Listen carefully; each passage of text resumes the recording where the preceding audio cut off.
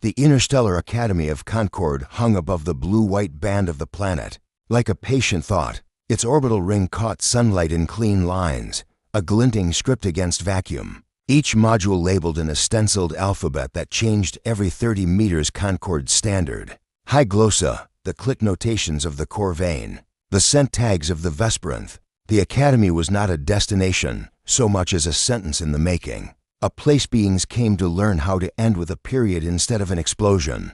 Marin's shuttle pulled into Dock B9 with the practiced indifference of campus transit. The doors sighed. A current of students disembarked, their shapes and temperatures making the corridor's climate systems breathe harder. Marin stepped aside to let a four-legged librarian flow past Five Eyes. 3 lanyards then merged with a group of undergraduates craning their necks for the best view of the starfield framed by the habitat's windows. Around them, the Academy hummed in 100 registers, none of them quite harmonizing. Vents, footfalls, the throat clicks of a language designed for caves, the faint chime of someone using a gravity stylus against a writable airfoil. Orientation had been spectacle. Week 1 had been survival. Week 2, now, was routine. Wake, shower. Memorize the neutral bow depth for serpentine vertebrates. Avoid the thermal lane reserved for exotherms. Swallow a nutrient pack. And get to Professor Elvak's survey course 5 minutes early. Cultural Interface 101. The schedule said, respect, ritual, recognition. Required for all first years. It lasted 2 hours and felt like a series of small detonations. Each new custom a reminder that one wrong word could be a knife with the handle facing the wrong way. Marin arrived to find the lecture hall already dense with presence. Tiered seating rose in a smooth arc. The desks were smart surface composite, adjusting temperature and texture to suit whichever anatomy settled against them. At the center, under a halo of soft light, stood Professor Elvak, thin, tall, skin like brushed copper, wearing a vest that read to anyone with the right receptors as formal but approachable. A circle of translators hovered around the dais, faceted prisms that converted scent to shape, color to sound, pressure to glyphs. Elvak taught like a bridge. Language is a door into a house that doesn't belong to you, they like to say. You knock, you wait. You do not let yourself in because the handle yields. Elvak's pronouns had been explained the first day. 3 options, each correct in different social temperatures. Marin filed it away, did their best. A murmur passed through the hall as a group of late rivals entered. 2 corvain clicking in counterpoint. A bipedal cephalopod smoothing anxious color ripples along its mantle and a juvenile Rakari, flanked by 2 adults who wore the matte black sashes of clan guardians. Even in a place designed to make difference ordinary, the Rakari pulled gravity around them. Their bodies were planes and pivots, their fur lying in stripes that did not follow the logic of muscle but of starlight. Dark bands that seemed to absorb illumination rather than reflect it. Their jaws were hinged with redundant strength. The dental display, when it happened, was a geometry lesson with consequences. The Rakari hunted for culture. They had come to Concord not as supplicants, but as neighbors unwilling to be misunderstood into war. Ah, Elvak said softly, and the translators sent the syllable into a dozen ears as acknowledgement tuned for different prides. Our new auditors. One of the guardians remained by the door, gaze scanning exits, palm resting lightly against a baton slung across the chest. The other took a seat at the back. The juvenile, barely taller than Marin's shoulder when standing, walked forward with measured care, nails clicking metallic against the stairs. It carried a satchel that smelled faintly of sterilized leather. The head moved in small, efficient arcs, the cataloging motions of a predator mapping escape vectors and threats. The juvenile took a desk near the front. Students in a 2-meter radius shifted away by instinct that nobody wanted to name. Marin felt a small push at their shoulder and realized it was their own body leaning back. Elvak made the barest tilt of head welcome in the Rakari register. The translator prism spun, tuned, threw a gauze of meaning into the air. We were discussing conjugations of respect, Elvak continued. In Concord Standard, honorifics are modular. You can attach them to verbs as particles to indicate relative standing, without changing the action itself. A chart unfolded on the air, glossy as wet ink. Marin squinted. They liked this part, the grammar, as an engineering problem, whose solution reduced casualties later. Across the aisle, The juvenile Rakari adjusted its posture. The fur along the ridge of its spine lifted the trickle of a millimeter, and then smoothed. The prism nearest its desk pinged once, a hello audible only to beings with good ultrasonic range. The juvenile did not respond. Its ears pivoted, then focused on Elvac. "Let's practice," Elvac said. "We greet. Baseline, I see you. Neutral particle, I see you. To a revered elder, I see you plus. Elev to a child, IU guide. See, notice the subtle shift of weight." Elvac pointed at a volunteer. The Corvain clicked a greeting that sounded like water bouncing off stone. The cephalopod rippled an answer through its chromatophores in a sequence of low-heat blues that translated as earnest politeness. Laughter trembled at a safe frequency.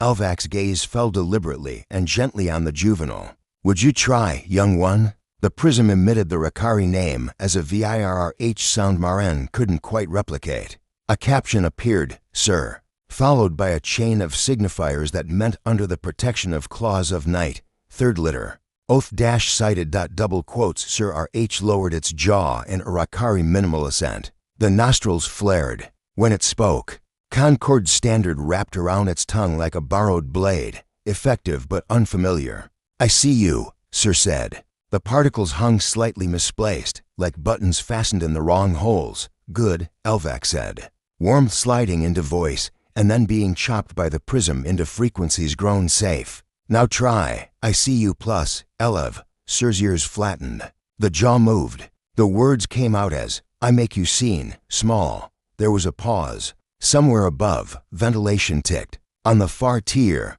the cephalopod stilled its color. The guardians did not visibly shift, but the one closest to the door made a minute adjustment that set 3 muscles into relay. Elvac did not flinch. In Rakari grammar, they said, status is displayed through stance, scent, and breath spacing. The translation lattice can mislead when we import those markers into particle position. Try again. Replace make with the non-coercive verb.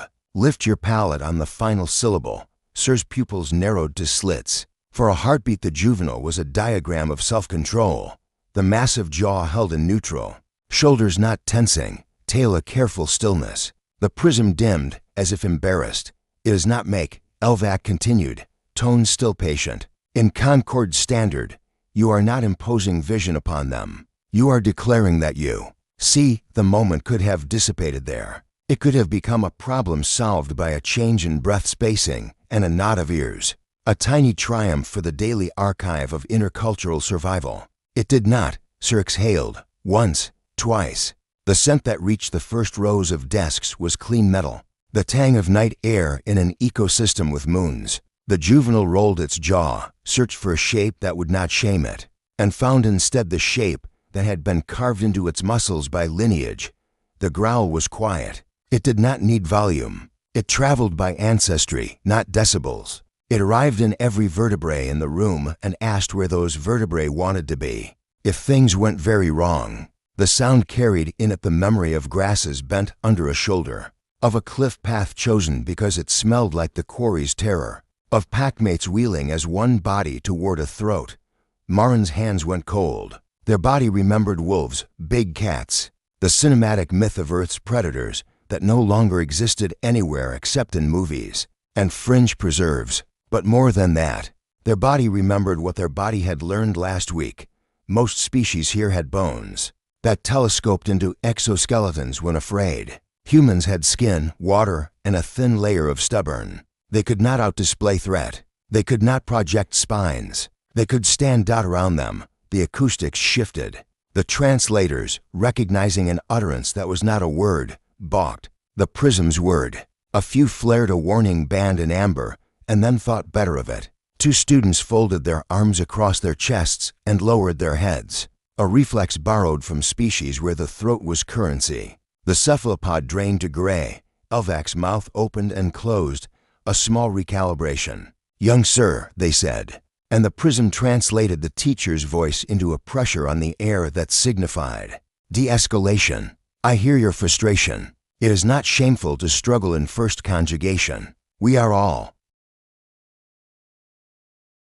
Sir's head snapped toward the professor, ears pinning. The growl skated up in frequency. a blade found to have another, finer edge. The Rakari juvenile's breath broke in a syncopation that meant something Marin didn't know, and didn't need to know to understand. The next thing that happened mattered. At the back of the room, the guardian by the door murmured in Rakari, not to the class, but into a small microphone pinned invisibly in the fur behind one ear. The words reached Sir, tickled the delicate hairs inside the ear canal, and flanked instinct with duty. Remember where you are. Sir's claws flexed. The desk's smart surface flowed to accommodate the pressure without bearing scratches like an insult. Marin felt their spine align like a ruler against a desk. The old lesson their grandmother had taught: when something bares its teeth, you check your own hands arrived as if it had been waiting in orbit. What was in their hands? A stylus, a notebook, a human voice. This wasn't Earth. This wasn't a hike where you avoid making yourself prey. This was a room where you avoided making a fact out of a myth, that Rakari could not be corrected, that humans could not be heated. Marin looked at Elvac. The professor's eyes flicked to them just once, just enough to confirm that the room contained witnesses. Elvac's voice came again, softer. Sir, in this space, we practice mistakes. If I have erred and given you a shape that dishonors you, I will correct myself. We will correct together. Another try. Sir lowered its head a fraction of an angle that did not, quite, dip into respect. It opened its jaw. The growl strained against the thing that wanted to be a sentence. Your elders taught you to guard your throat, Elvac said. Concord teaches you to guard the meaning. They are not the same thing, but they can be allies. For a heartbeat the hall held two futures. In one, the Rakari youth lunched the desk in half and stormed out. In the other, the class learned how to read the shape of anger without letting it write them. Neither future arrived yet. Sir's lips peeled back. The teeth were as white and determined as photos of glaciers. It was not a bared threat. It was a display, coded and ancient and here wrong. Responses jigged through the students like birds spooked by a shadow. Someone in the third row began to stand. Someone else tugged them down.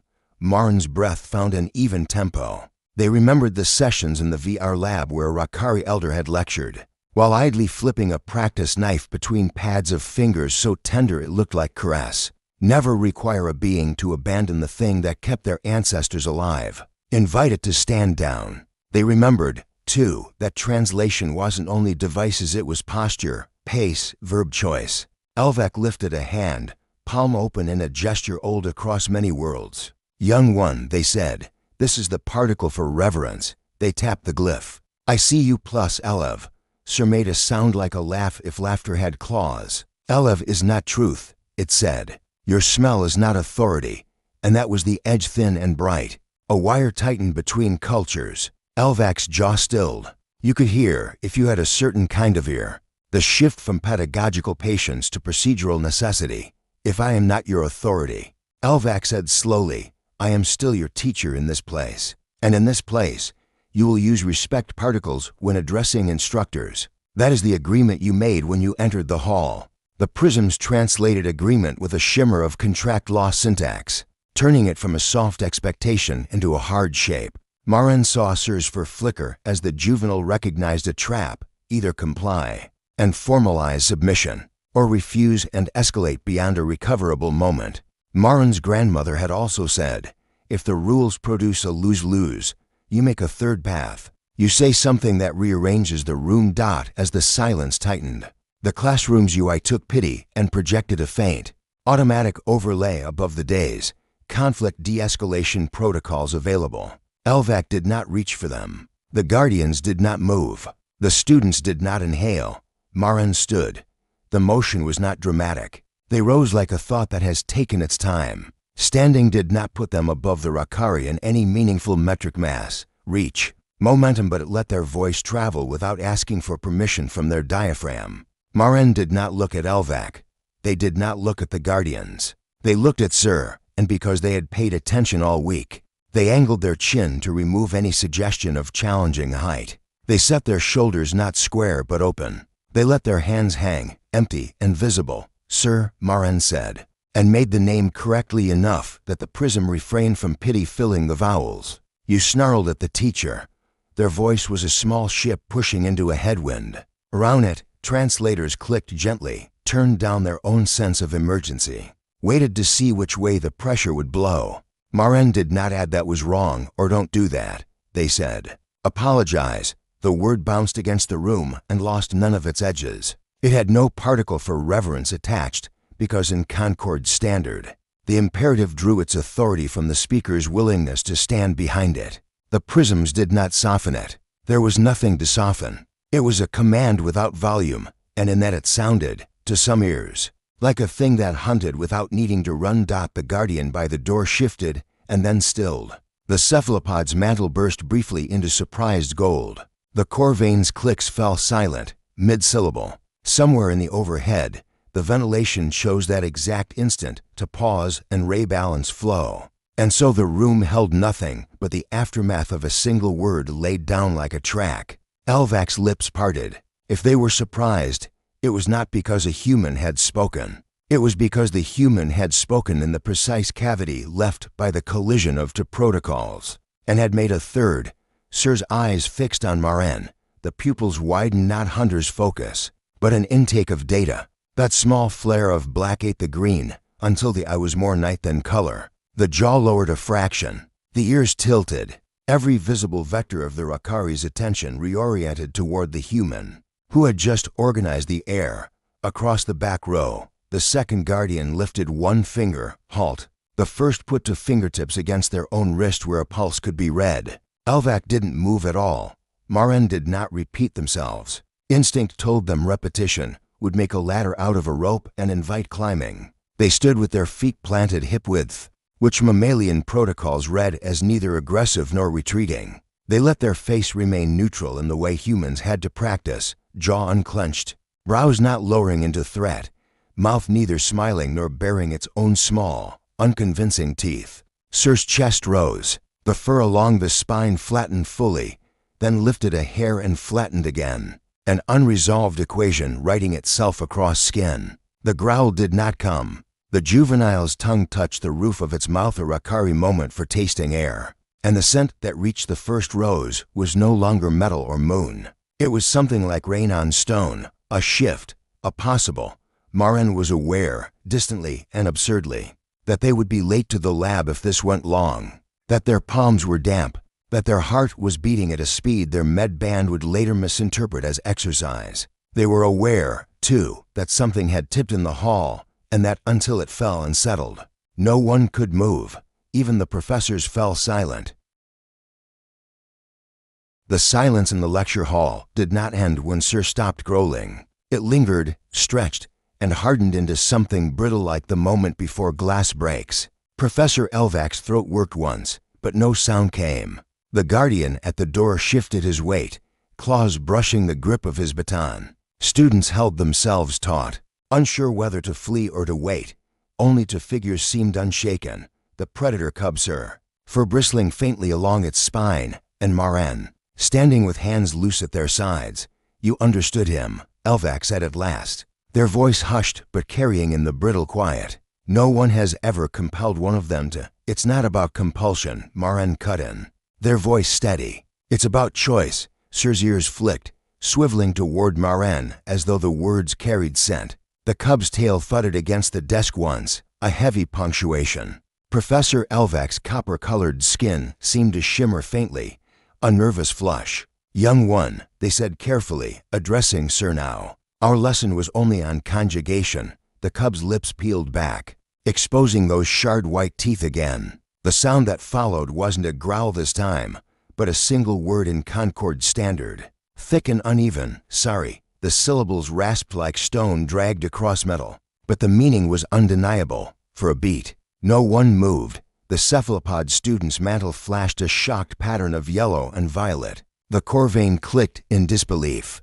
their mandibles scraping the desk as though they had lost their rhythm. Even Professor Elvac froze, wide-eyed. The cub had apologized. A predator of the Rakari clans whose ancestors believed apology was weakness, whose elders told stories of broken throats, and triumphant silence had yielded that to a human. Whispers. It was not until later, when the class dismissed in a rush of scraping chairs and muttered translations, that the whispers began to solidify. In the corridors of the academy, Maren's name traveled in 10 directions at once. distorted and bent by rumor. Did you hear? The human ordered the cub to kneel. No, not kneel, apologize. Which is worse? The professors froze. Even Elvac.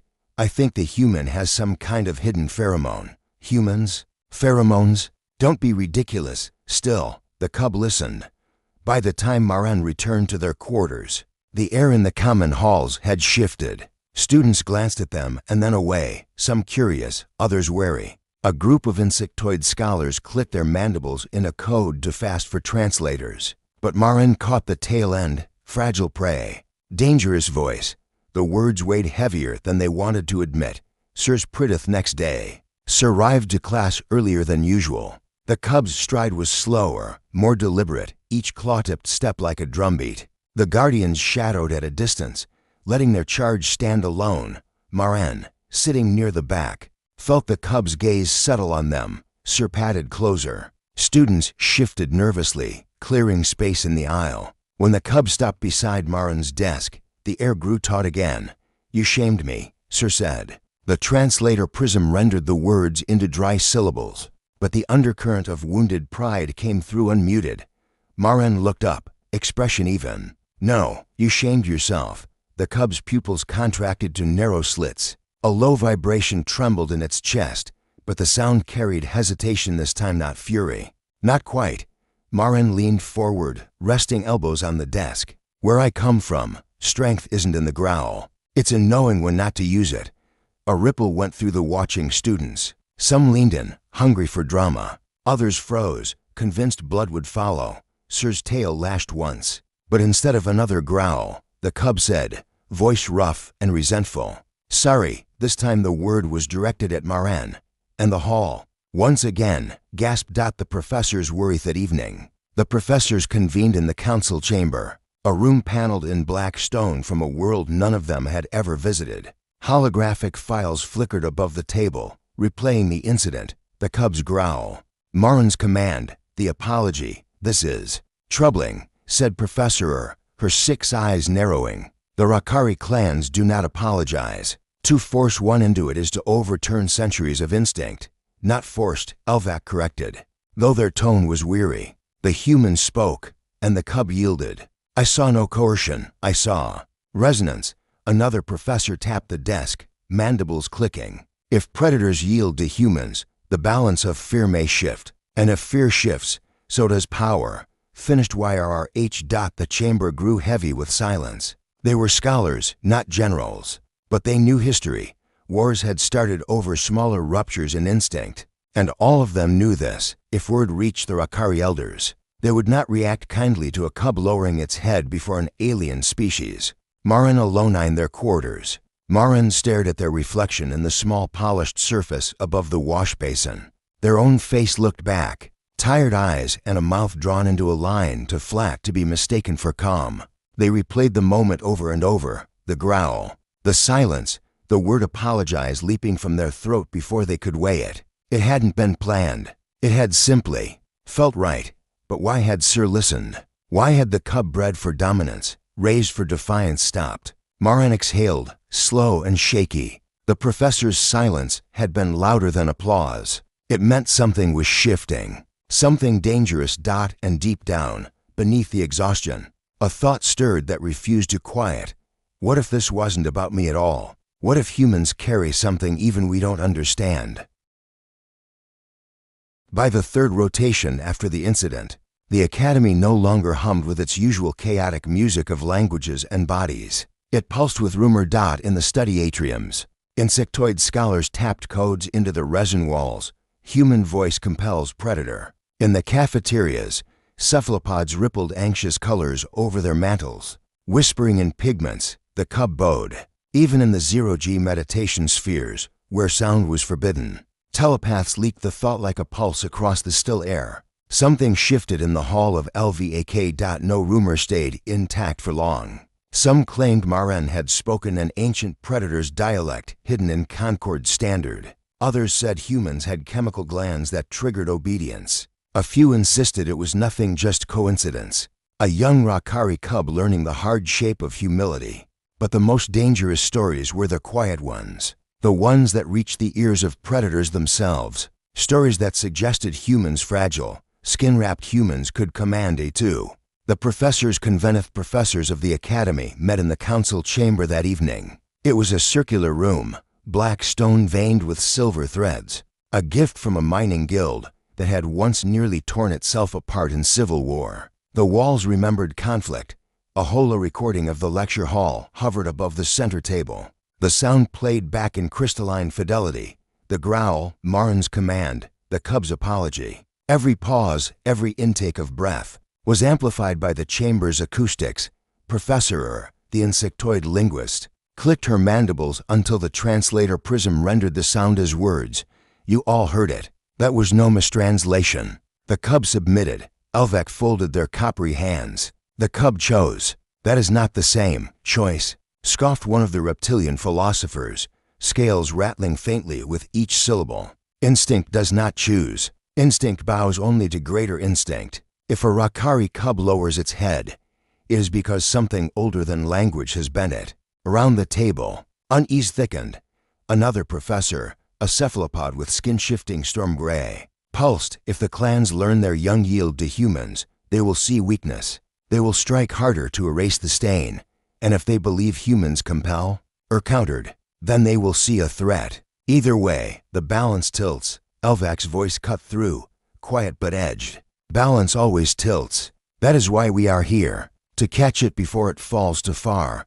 The council chamber fell silent, and in that silence, the professors realized something more dangerous than rumor was blooming doubt. 3. The Guardians report while the professors argued. The Rakari Guardians met privately in their own quarters. Their chamber was Spartan, lit by a single red glowstone that painted their fur in blood shadow. The Elder Guardian, Claws of Night's fifth born, recorded a message into a bone-housed transmitter. His voice was gravel and certainty. The cub was challenged by a human. The cub apologized. He stopped, claws tightening on the device. The word apologize tasted bitter in his mouth, as though it were poison disguised as sound. The younger guardian shifted uneasily. Do we send this home? The elder's ears flicked. Not yet. To say the word is to spread the stain. Better the elders hear nothing until we can decide whether it was true weakness or something else. They lapsed into silence, each guardian hearing in their own pulse the same unspoken thought. What power does a human voice carry that it could touch a predator's spine? Marin among Whispersmerin, meanwhile, walked the academy's corridors under the weight of stairs. No one approached them directly, but conversations snapped shut when they passed. Doors hissed open a moment too slowly, as if calculating the risk of admitting them. In the cafeteria, a reptilian student deliberately vacated a table when Marin sat nearby, tail dragging like punctuation. In the library atrium, a group of cephalopods flared warning patterns at one another and drifted away. And yet, others lingered. Curious eyes, hesitant respect. A small cluster of insectoid undergraduates even clicked softly in greeting. Though whether it was admiration or wariness, Marin couldn't tell. When they lay down that night, the whispers pressed against the thin walls of their quarters, fragile prey. Dangerous voice, the cub bent, the professors fell silent. Marin closed their eyes, but the silence inside their skull echoed louder, via the decision back in the council chamber. The professors reached no consensus. Some argued for immediate suppression, rewrite the record, claimed the apology was a mistranslation, bury the moment before it spread beyond the academy. Others insisted on study. If humans carried some latent resonance, it must be understood, cataloged, perhaps even weaponized. Elvac said nothing for a long time. When at last they spoke, their words cut deeper than the arguments before.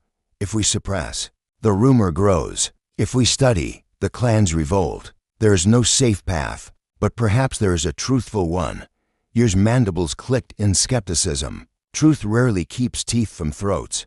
Perhaps not, Elvac admitted. But silence does worse.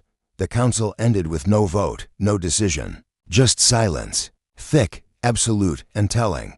Because silence in the Academy of Concord was never neutral. It was the pause before a shift, and everyone in that chamber, professor, predator, or prey, felt the galaxy's balance lean a fraction further into the unknown. The artificial starlight of the Academy's simulation garden flickered against polished stone paths, and synthetic grass designed to bend like real blades beneath the weight of paws, boots, or tentacles. It was late. The garden should have been empty. Students usually gathered here only during daylight cycles. For practice in diplomacy scenarios, Maren came because it was quiet. The day's rumors clung to them like static. The professors are afraid. The guardians are silent. The cub watches you. None of it helped them think. They needed air even if the air here was filtered and recycled. Flavored faintly with ozone and unfamiliar pollens. They didn't expect Sir to be waiting. The cub crouched on a low stone wall, tail curled loosely around clawed feet, for-silvered under the simulated stars. It wasn't the coiled readiness of a predator about to strike, it was the stillness of one who had already chosen the ground where a confrontation would happen. When Sir spoke, the translators stayed quiet. The cub used Concord Standard, halting but deliberate. "You embarrassed me." Maren froze mid-step. Then, carefully, they exhaled. "You embarrassed yourself." Sir's eyes narrowed to knife-thin slits. "I snarled. You ordered me. I should have torn the air with your throat." Maren tilted their head, not aggressive, not retreating. "But you didn't, too." The question of strength for a long moment. Only the garden's soft hum filled the silence. Then Sir hopped down from the wall, landing lightly, claws whispering against the stone path. "My kind," Sir said, pacing in a slow circle around Maren, "are told that humans are fragile prey. Thin skin, weak jaws, no claws. Your ancestors ran from shadows." The words rolled out harshly, as if each one needed to be bitten into shape. Maren's pulse hammered, but they kept their stance relaxed. "And yet, when I spoke, you listened." Sir stopped circling. The cub's ears twitched back, uncertain. "Yes," he admitted. "I felt as though my ancestors demanded I listen, as though your word carried teeth sharper than mine." The confession seemed to cost him. The fur along his spine rippled, ashamed. Maren took a step closer, slow enough not to trigger instinct. "Maybe strength isn't just claws and growls. Maybe your roar and our words come from the same place, the will to survive, the will to be heard." Sir's gaze met theirs, and for the first time, it was not predator against prey. It was recognition. The packed cub's tail lashed once, then stilled. Slowly, he extended a clawed hand, palm upward. Among Rakari, the gesture was not submission. It was invitation and acknowledgement of another as worthy of being pack adjacent, if only for a breath. Maren hesitated only a moment before placing their hand into Sir's. Their skin pressed against pads and claws designed for tearing, but the grip did not tighten to harm. It was careful, deliberate. A shiver ran through Maren, though they didn't know if it was fear or relief. Sir's voice dropped to a growl that was not threat but vow. "You speak, and I hear. I do not understand, but I will learn. And if my elders challenge this, I will still listen." Maren swallowed. "Then maybe the galaxy can learn too." They released hands, but something invisible remained tethered between them, a pact neither fully grasped, yet both felt, for the watching unseen by either. The encounter was not private. High above, hidden in the shimmer of the simulation dome, a surveillance node recorded everything: the words, the gesture, the moment predator and human bridged, an instinct older than stars. The data streamed silently into the Academy's archives, flagged for review by the Council of Professors. But it didn't stop there. The Rakari Guardians had their own channels. One of them leaned over the glowing console in their quarters, replaying the handshake frame by frame, jaw clenched. "Dangerous," he muttered. "The cub binds itself to prey. The elders will not forgive." And in the professor's chamber, Elvac stared long at the recording, skin gleaming copper in the low light. Their voice was almost reverent. Words against teeth, and teeth yielded. "The balance is shifting. What stirs in silence be the next cycle." Whispers doubled. Some said Maren and Sir had fought under starlight. Others that the cub had knelt in full submission. The truth moved quietly, unseen by most, living only in archives and in the eyes of two who had shared it. But truth was not the only thing that stirred. The professor's silence deepened, heavy as an oncoming storm. The Guardian's restraint grew brittle, and beyond the Academy, in the deep space clans of the Rakari, Rumor would soon fly faster than ships. A predator cub had listened to a human. The galaxy had not yet heard the roar, but something vast was already drawing breath. And when it came, it would not be the roar of instinct alone. It would be the roar of a new order, born in a lecture hall, sealed under false stars, where even the professors had fallen silent.